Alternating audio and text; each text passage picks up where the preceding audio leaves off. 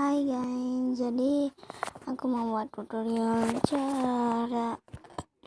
cara bunyi keyboardnya, cara keyboardnya berbunyi. Ini kan nggak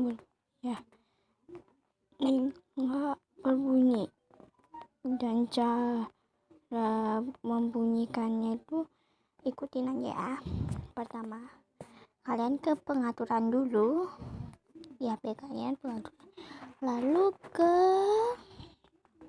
bahasa dan masukkan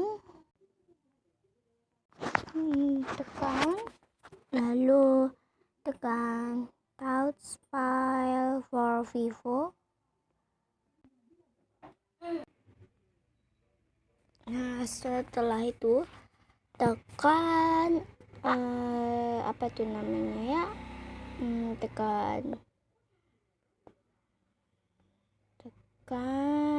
sebentar, tekan pengaturan umum.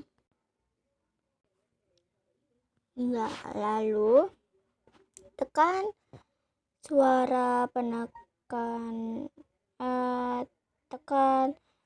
penekan tombol. Lalu kalian atur sendiri mau seberapa suaranya. Jika sudah, kalian langsung ke apa aja yang bisa diketik, tekan. Dadah, sudah bersuara. Hihihi, gimana? Selamat mencoba. Bye.